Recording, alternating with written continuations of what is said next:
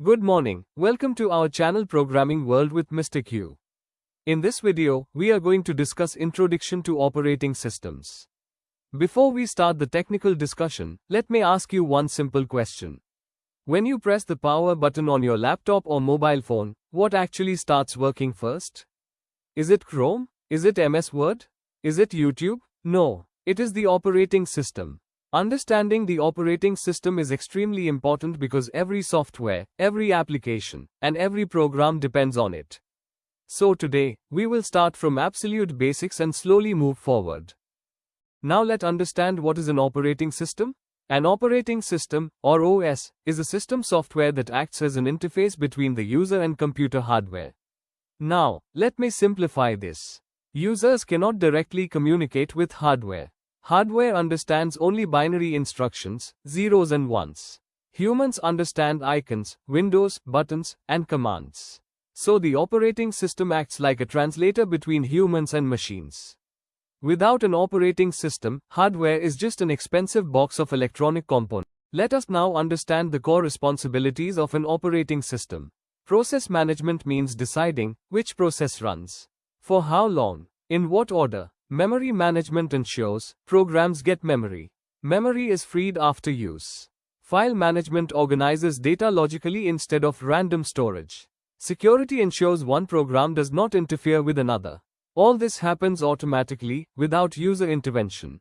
In modern systems, resources are limited. CPU time, main memory, storage input-output devices. The OS ensures fair and efficient distribution. For example, while watching a video and downloading a file, the OS decides how much CPU time each process gets. This decision-making is continuous and dynamic. Apart from managing resources, the OS also controls execution. It prevents illegal memory access, unauthorized device usage, program crashes affecting other programs. Without this control, a single faulty program could crash the entire system. This is why OS is called the guardian of the system. Operating systems are designed for different types of users. End users focus on usability. Developers focus on APIs and performance. System administrators focus on stability and security. Because of this, operating systems provide different interfaces and tools for different users. In early computers, there was no operating system. Programs were loaded manually. This was inefficient and error-prone. Gradually, batch systems improved efficiency. Multiprogramming improved CPU utilization. Time sharing improved user interaction. Modern OS systems are intelligent, scalable, and distributed. Different OS are designed for different purposes. Windows focuses on ease of use. Linux focuses on flexibility and performance. Mac OS focuses on design and ecosystem. Mobile OS focus on power efficiency. There is no single best OS, only the most suitable one. Let us take a smartphone example. You open WhatsApp, receive a call, and listen to music, all at once. Behind the scenes, OS manages CPU scheduling.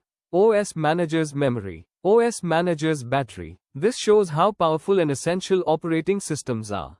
Today, we understood what an operating system is, why it is needed, what functions it performs, how it evolved. This foundation is mandatory before moving to advanced topics like processes, scheduling, and memory management. If you have any query, ask in the comment section.